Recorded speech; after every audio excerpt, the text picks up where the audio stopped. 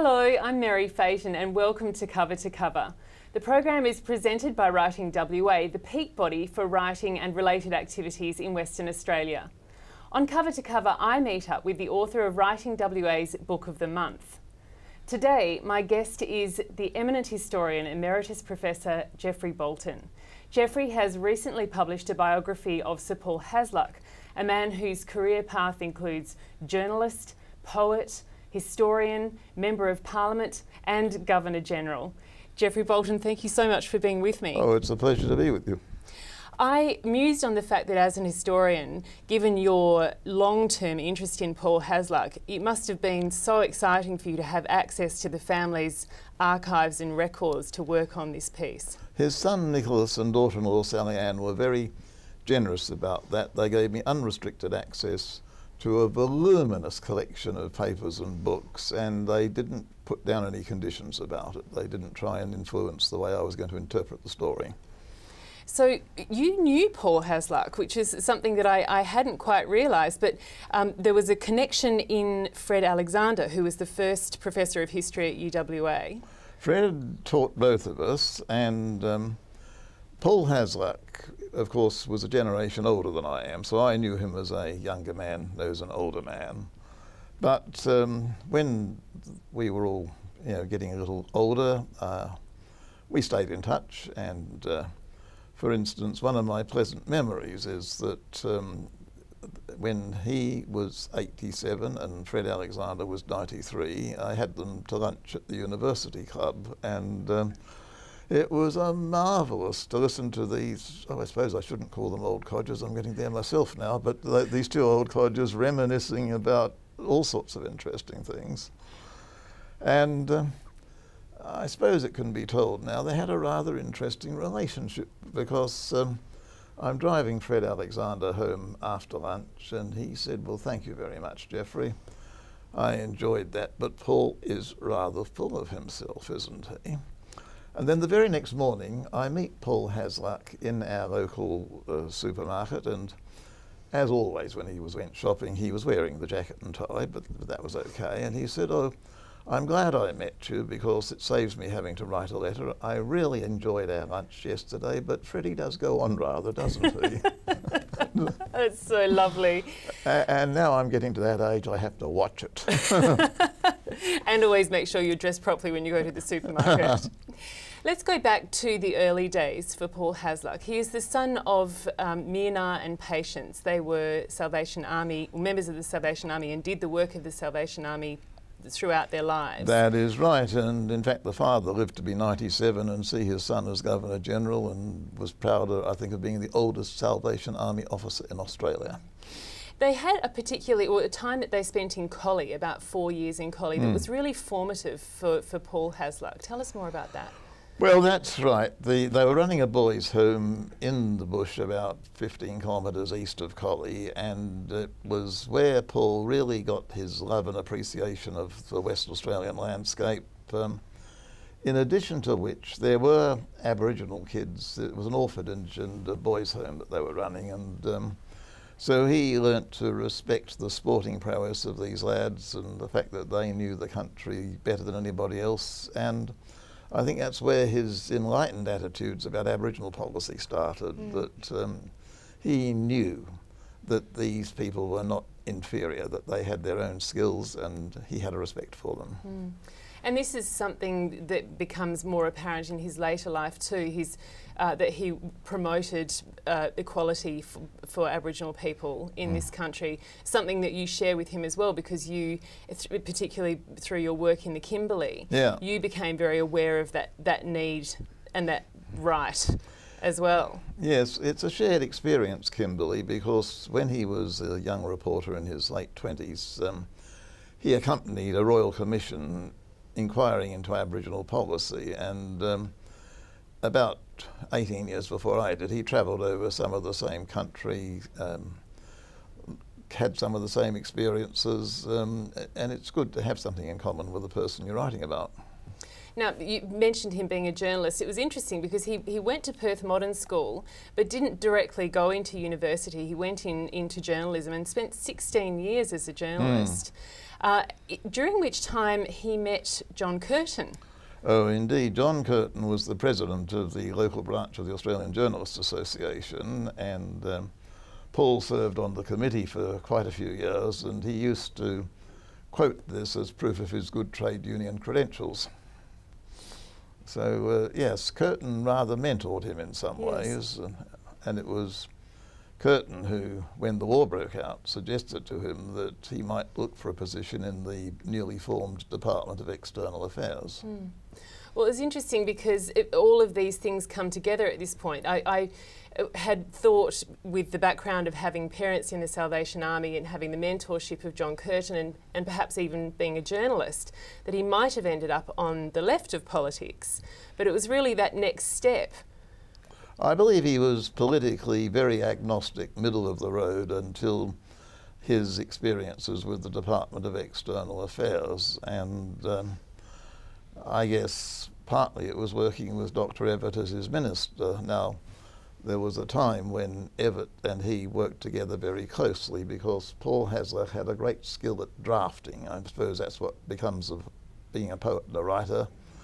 And Evatt and he were both men of high intellectual capacity, and for the early period they were working together, it was a good partnership. But I suspect that later Evatt became, I suppose jealous is not too strong a word, he became jealous of the way in which Paul Hasluck was gaining a reputation, and he became a less sympathetic boss. And at the end of the day, Hasluck resigned, and he went into politics on the other side. It was a remarkable transition, and one of the interesting things was that when he first went to Canberra, he was really put off by the environment. Look, he didn't think it was a natural environment at all. He felt that the civil servants were little grey men doing their job, and he and his wife used to get away to Queanbeyan at the weekend because at least it was a proper Australian country town. Well, he described the place as a whole. He said there were no real Australians there, and that while they were clever enough at their jobs, as people they were denatured. That's right, and I mean, it's surprising when you think that later on as a minister he spent a lot of time in Canberra and was in the thick of the public service.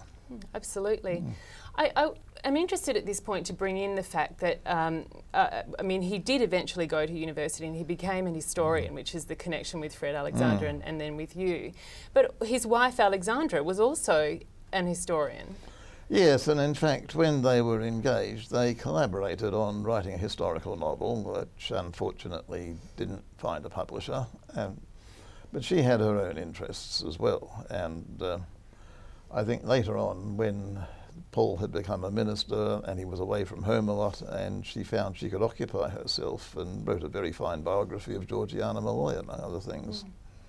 And I suppose that because they were both by nature writers and they were also quite prolific letter writers, that would have been very helpful to you in bringing the truth of the story. Oh, that's right. Their letters are quite honest, and they reveal their characters and their personalities. Paul, even as a minister, he would sometimes let down his hair about when he was unhappy in his situation. He would express himself to her in a way he couldn't to anybody else. You also note that as an historian, this is Paul Hasluck as an historian, was aware, as few politicians are, of the gaze of history over the shoulder. Look, Cyril, most politicians don't care or don't know about anyone else reading their stuff after they've finished with it. Now, Hasluck had done a lot of research on the history of the home front during the Second World War. He believed that the truth lay in the documents, and the written word was there to be viewed by somebody else. And whether it was communicating as the minister at the time or whether he was thinking of the judgment of posterity, but he challenges you to read between the lines and to see if there is anything else that may not be actually expressed on the page. So did you find yourself putting on your detective hat the whole time looking for those clues? Well, when you're working on somebody for several years, you get to know them pretty well, so that I think subconsciously you get a feel for it. Yeah. And sometimes a rebuke will be expressed in comparatively mild terms, but you know he was absolutely furious. Yeah. Now, he worked in external affairs and then resigned and came back to Perth to take up, to write really the history of the war. He had been commissioned to write the history of the home front in Australia during the war. And that meant getting hold of documents in Canberra and Melbourne. He did an extremely good job. The work has lasted. It is still consulted seriously by historians. And he tried hard, and he had a great editor, Gavin Long, who insisted he tried hard, not to allow his political preferences to enter into it. As you might expect, Curtin comes out of it pretty well. Evatt a little less so, but he tries hard. Yeah. And then, of course, politics beckoned again. And I'm interested in Alexandra's role in her desire for him to go into politics, and you know, how much passion Paul Hasluck had for the idea as opposed to Alexandra. Paul Hasluck, I think it was the result of his Salvation Army upbringing, but too early in life he had learnt you don't push yourself forward. You wait for somebody to make the suggestion. And with most of the big decisions of his life, whether it was going into external affairs, whereas later on whether it was becoming a candidate for the prime ministership, it waited on somebody else. Now, in the case of the going into politics, it was Alexandra Hasluck who formed the idea that she was, as a wife probably would be, she was very dismayed at the way that she thought Evatt had treated him.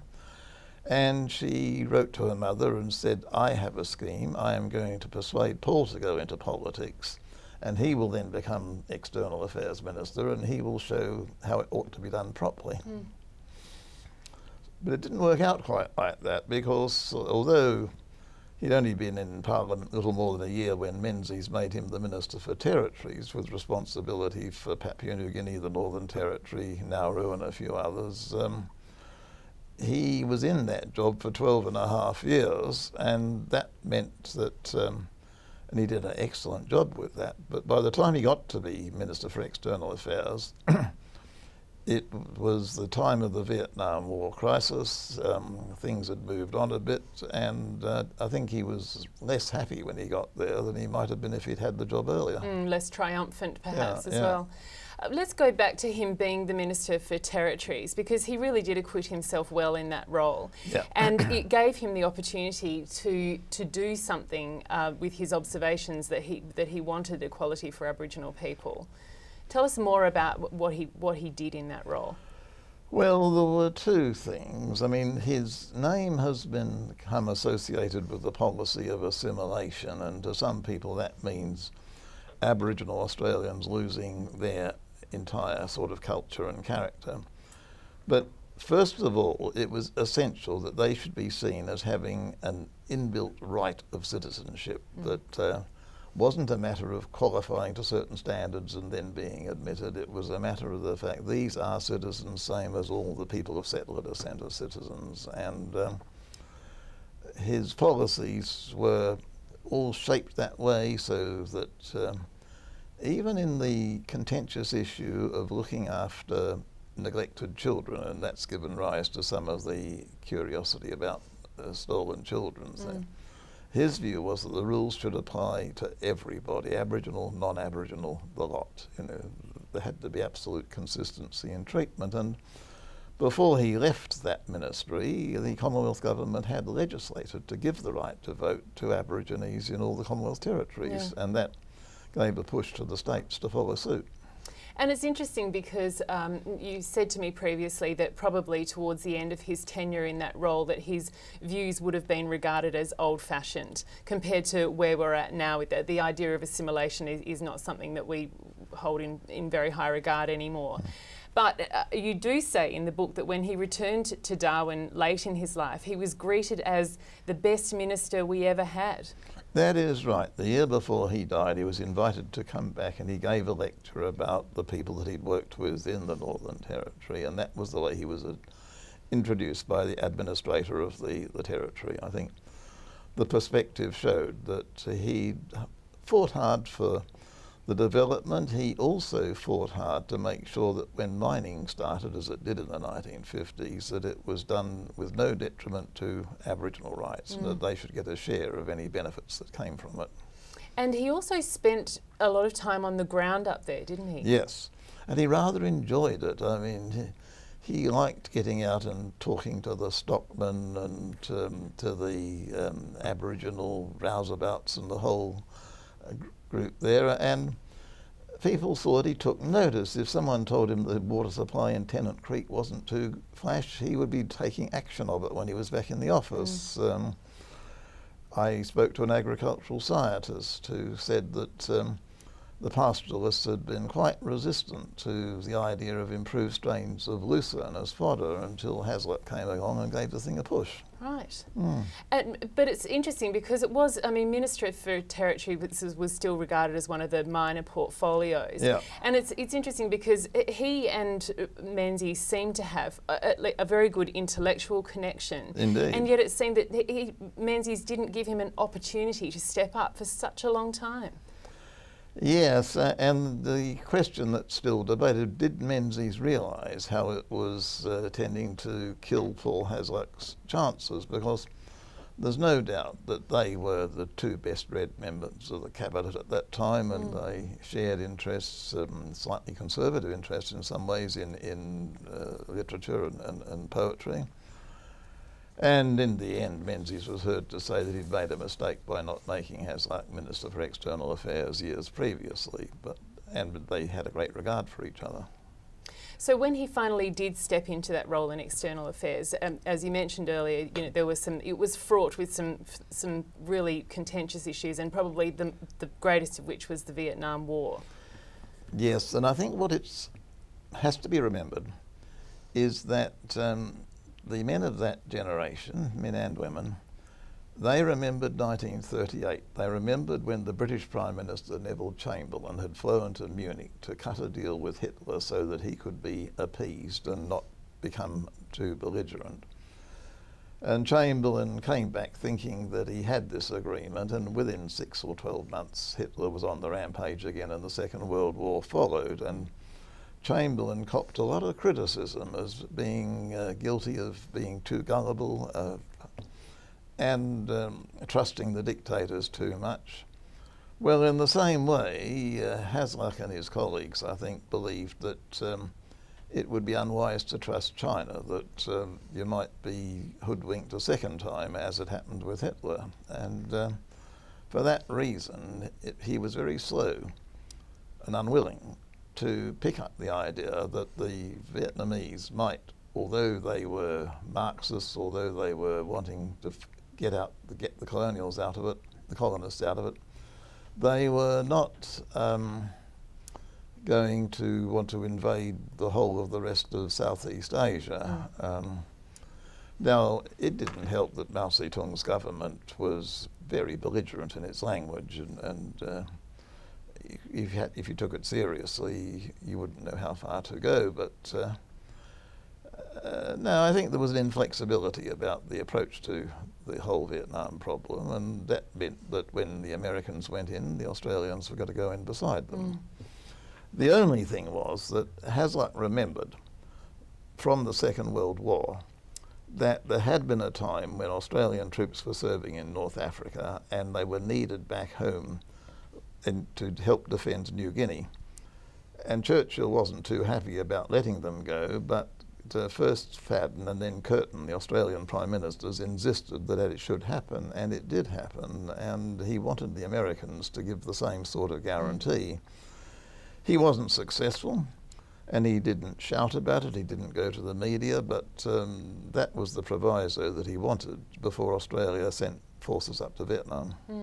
And what's interesting is that it does transpire that he was quite strong in his own mind about the fact that he didn't like that little brother role that Australia plays to the US.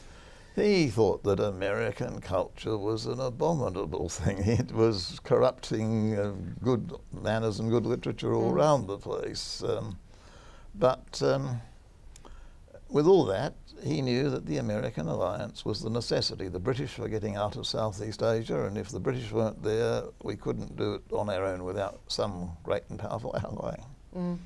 On a lighter note, during that time, I love the story about the tiger that was gifted as part of an apology from the then Indonesian President Sukarno in 1964. Tell me that story. Oh, look, this was when one of his first assignments as minister was to go to Jakarta, and it happened that the then ambassador from Indonesia to Canberra had been unsatisfactory in one or two ways, and Paul Hasluck put the case to Dr. Sukarno, the Indonesian president, who quickly reprimanded the ambassador and probably sent him off to be ambassador to Mongolia or something. I don't know what happened to him, but as compensation, the president insisted on presenting Paul Hasluck with a large stuffed Sumatran tiger. Got it back to Canberra, thinking it would become government property. Oh no, they said, it's yours, you've got to keep it.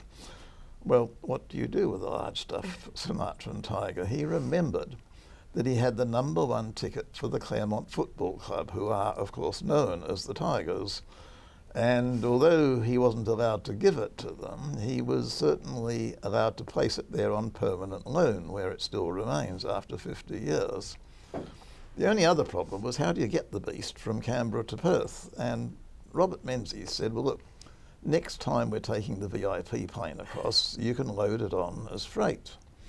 But nobody remembered to tell Dame Patty Menzies, so that halfway across the Nullarbor, she needs to go to the powder room, and what should be, she's confronted by the gleaming eyes and the snarling fangs of this beast. And although Paul Hasluck said she was very facetious about the whole thing, it was an embarrassment. But it arrived, and Claremont won the grand final for the first time in about 25 years by a 4-point margin. And it remains there today. It does indeed. It's in the bar of the Claremont Football Club on a shelf, and photographed it there a few months ago. I want to ask you more about Paul Hasluck, the man, because at the very beginning of the conversation, I was asking about his Salvation Army background and about the influence of his parents on who he was as a man and as a politician. Well, one of the things, his temperament was one of the issues that comes up in the book time and time again, and also his reluctance to put himself forward. Talk to me more about that. Well, I think the point was that he managed to grow up without a totally efficient emotional thermostat, and what tended to happen with him, that if he was likely to be annoyed, he would suppress his feelings, he would keep on trying to be polite, and then finally there would be an explosion and he would lose his temper, and apparently he could lose his temper quite spectacularly, though I never saw that. However, it meant, I think the other thing about him was that as a young man, he got involved in the drama scene in Perth, and he was the critic for the West Australian for 10 years, and a very influential critic, and somebody who did a lot to improve the standards of amateur theatre in Western Australia. And he was a producer. One of the things, the first time that T.S. Eliot's play Murder in the Cathedral was performed outside England, it was performed in St George's College at the University of Western Australia with him and Alec King as the co-producers. So the habits of drama, he's imbued with them, and I think what it means in later life, and when he becomes a cabinet minister, is that he sees this as a role that he has to play. And as a cabinet minister, he can permit himself to be demanding and critical and even a bit cold in a way that Paul Hasluck, the private individual, would never have dreamed of being. And more than one of the people who worked with him in external affairs, Rick Throssell comes to mind, noted the contrast that you could have this very demanding boss in the office, and then after hours it would be genial, relaxed, good company. Hard to imagine it was the same man. And speaking of his role in drama, reminds me of his poetry, because of course he was a published poet as well. And you say that you were actually able to glean more from his poetry writing of the true Paul Hasluck than you were from any other of his writing. Look, he allowed his feelings to come through, and two cases in particular. One was that his elder brother, who was a man nearly 40 and a skilled tradesman, didn't have to go, but he enlisted in the Second World War with the 8th Division and was captured at Fort of Singapore and died of his privations in Changi Prison. And Paul Hasluck wrote a wonderful memorial poem to him, and his feelings come out. And subsequently, a poem that I used at the very end of the book. He had a block of land up in the Starling Scarp north of Gooseberry Hill, and he used to get away there to have periods on his own, listening to classical music and jazz, pottering around, doing things with he liked to build stone walls, among other things. And he wrote a poem about how he felt about the bush and about the fact that in the bush you could appreciate all the beauties and the challenges of it, but you could also be reading English poetry, and that too was becoming acclimatized in Australia, so that the two sides of him, the one that responded to English and European culture and the one that responded to the Australian environment, they fused together for him. And that reticence, I think where the opportunities came for him to step into leadership roles in the Liberal Party, that reticence came to the fore. Firstly, in 1966, when Sir Menzies resigned, and the deputy leadership and was up. Deputy leadership was up, and then secondly, of course, when Harold Holt died. That's right. And his attitude was, well, my colleagues, I've been around for a while, my colleagues know if I'm any good, and if they think I'm any good, they'll vote for me. But the idea of going out and canvassing or phoning people up, it was anathema to him. Yes, in fact, he did okay in that first, in the deputy leadership. He did okay, he didn't win. Yeah. And the second one, he wasn't regarded as being a good enough alternative PM to Whitlam. Well, it's an interesting one, that relationship with him and Whitlam, because when Whitlam was deputy leader and then leader of the opposition, Paul was, quite critical of him, and there was a memorable episode where Paul was annoyed by something Whitlam had said, and Whitlam thought he'd better pacify him by pouring a glass of water over him, which... he said, "You're one of the filthiest objects ever to come into this chamber." Well, what had happened was that the matter being discussed was whether Salvation Army officers were eligible for certain forms of post-war pension, and the government's attitude, I suppose the Treasury's attitude, is that they wasn't, and Gough being Gough, he could not resist a crack about how could Paul Hasluck take that view. His parents wouldn't have approved of it at all, and Hasluck was stung because bringing a man's personnel family into it, that shouldn't be done, and that was why he said, "This is the filthiest thing I think that I've heard," and Whitlam said, "Oh, you need cooling down." And then the ironic thing was that when they had to work together with Hasluck as Governor-General and Whitlam as Prime Minister, they had a much closer relationship than he had with either of his Liberal predecessors. Yes. And, well, Gorton was okay, and Billy McMahon he just despised, but Whitlam and they were two men of education, and they got on well. Yeah, they did. I was hoping that you might have reflected on what kind of a PM Paul Hasluck would have made had he had that opportunity. I think that what he would have done was not to try and micromanage, but he would have expected each of the cabinet ministers to do their job thoroughly and to explain what they were doing. He wouldn't have wanted any shortcuts or shoddy work, and in fact, when he became Governor-General and legislation was put in front of him to approve, that was the way he conducted it. When all the candidates for the leadership after Holt died were interviewed on television, the general view seems to have been that Hasluck came across as a TV performer better than people had been expecting. And it may be that he, with his background in drama, he might have grown into this. But if he'd retained the same reticence that he had as a subordinate minister, then of course he wouldn't have done terribly well selling the message. But he did really spread his wings as Governor-General. Yes, it was the right job for him, I think. And he enjoyed the ceremony, but he also enjoyed getting out among the people, which you could do more. And I think Whitlam wanted him to stay on, and had he stayed on for 2 more years, as Whitlam wished, then I don't think the 1975 constitutional crisis would have blown out in the way it did, because Hasluck would have picked up the way the issues were going long before it had reached flashpoint. Yes. Sir John Kerr rather liked the ceremonial parts of his job, but he wasn't as diligent in keeping an eye on the... And Kerr had never been in politics, which Hasluck had. Yes.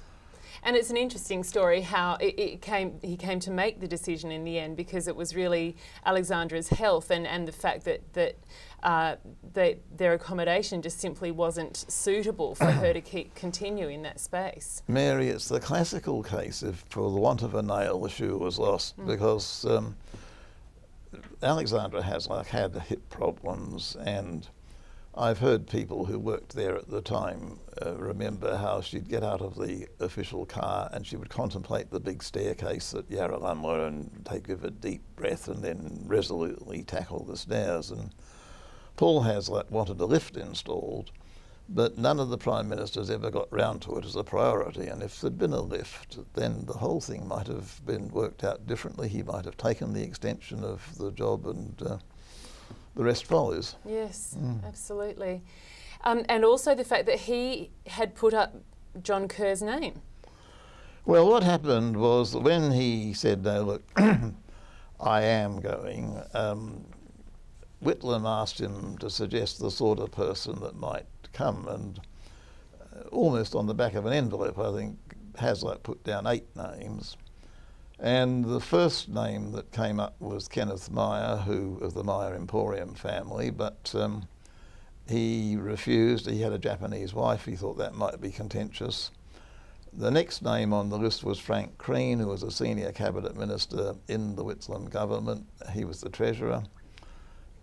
He didn't want to leave active politics at the time, which was a mistake, because he got dropped as treasurer after, and I think anyway he would have known enough about politics to play the game straight. Hasluck took the view if he, as a former Liberal, could be trusted by the other side in the vice-regal office, then the right sort of Labour person would be able to do the same, vice versa. And Kerr was on the list. Hasluck didn't know him well, but Kerr had been interested in Papua New Guinea policy, and he was the Chief Justice in New South Wales, and he looked the part, and he accepted. And then there was an extraordinary turn of events.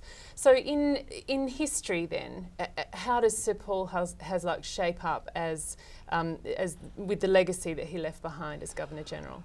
Well, I think some of the best things was that, okay, Aboriginal policy has moved on, but if he hadn't got it started in the 30s, the 40s, the 50s when he was a minister, the states weren't taking much initiative, and most urban Australians weren't terribly interested in the problem.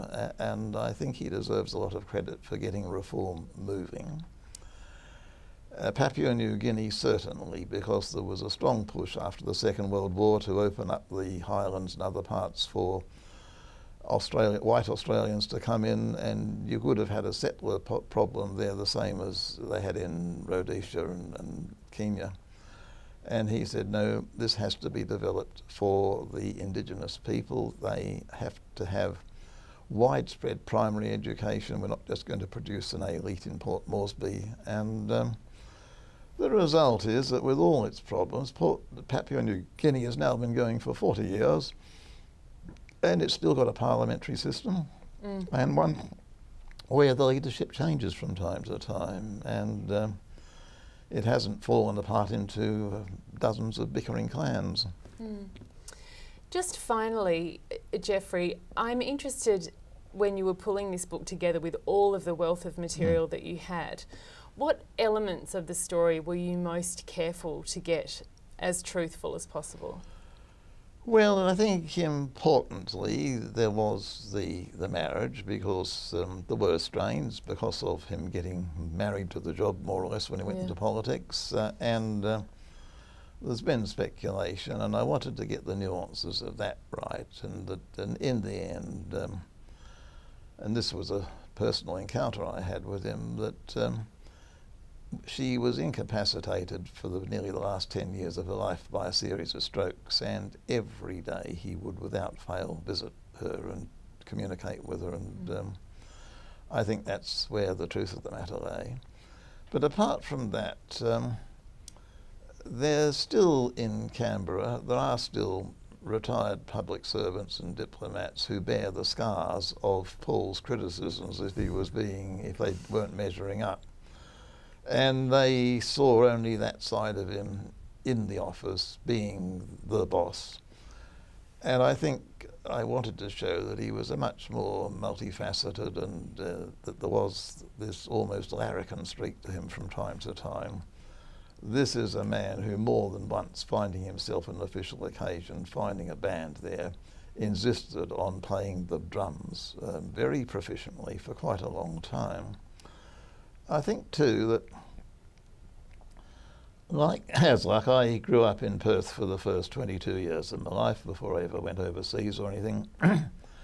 And there is that thing of, you grow up in Western Australia, which is a very comfortable environment, perhaps not the most challenging of all environments, not then, it wasn't anyway. And you find yourself with roles in the wider field of the world and the wider field of Australia, and with people who have formed their own networks, so you're not quite sure if you're still an outsider or not. And the way he found his way through that was fascinating to me personally anyway. Well, thank you for writing it. It really was a magnificent read, and a life well recorded. Well, thank you for having me. Now, before we go, I do want to ask you about your West Australian reading recommendation. And speaking of larrikins... Well, now, Randolph Stowe, 50 years ago, published what he called a children's story. And it's called Midnight, spelled M-I-D-N-I-T-E. It's the story of a boy bushranger. And the boy bushranger, he's a rather naive, gormless youth, but he's assisted by a whole lot of animal friends. His chief confederate is a Siamese cat. It's called Cat, spelt K-H-A-T. And there's Jip the dog, and Dora the cow, and Red Ned the noble-minded horse, and Major Mitchell the cockatoo, and they live in a cave, and he goes bushranging from time to time. And his main adversary is Trooper O'Grady, who was a real rogue of a trooper. And it's really about his adventures, and in the end he goes off and discovers gold and marries the right girl and becomes a hero of Western Australian society. But a thing I like about it is there's all sorts of touches which only us West Australians could enjoy. For instance, if he was ever captured, Midnight would be sent to the Great Grey Jail by the Sea, which is of course Fremantle. And there's a particular scene where Trooper O'Grady has persuaded a widow lady called Mrs. Chiffle to entice Midnight to afternoon tea, and there he will be drugged and taken into custody. So she writes him a beautiful invitation, and he's all for going, but Cat says, "Look, this might be a trap." And in the end, with Cat's advice, he writes a letter to Mrs. Chiffle which reads like this, that Captain Midnight is pleased to accept Mrs. Chiffle's kind invitation to afternoon tea with cream cakes, but warns her that if this is a trap, she will be boiled down and her skeleton displayed in the museum. Now, all of us who grew up knew that the skeleton in the museum was the blue whale, and I couldn't help feeling that the blue whale was obviously in Randolph Stowe's mind when he wrote that, and it reflected on Mrs. Chiffle's physique. It's a wonderful book written nearly 50 years ago now. Oh, that's right. And it's great to be reminded that those books are there for us, to go back to, that it's not necessarily even the new books that have got that wonderful entertainment. Our children and grandchildren have all enjoyed it, and the point about it is that I think it's the best Australian children's book that's ever been written, better than The Magic Pudding even, but and it doesn't lose its freshness. Geoffrey Bolton, it's been an honour and a pleasure to have a chat with you today, and congratulations on Sir Paul Hasluck, A Life. Thank you. You can subscribe to our monthly book club newsletter. Inside you'll find notes for each book of the month. Writing WA's website includes a wealth of information to assist writers, whether you're new to writing or already well established. Feedback is very important so we know we are reaching our audience and that you find our topics interesting. Please feel free to contact us with your thoughts and suggestions on how we can make Cover to Cover even better. We'd really appreciate the feedback. Next month on Cover to Cover, I'll meet author, academic and former journalist Liz Bursky. We'll discuss her latest work of non-fiction, In Love and War, Nursing Heroes. It's a fascinating book about the badly burned World War II airmen in the Guinea Pig Club and the nurses who cared for them. Thanks for joining me. Enjoy reading local and see you next month.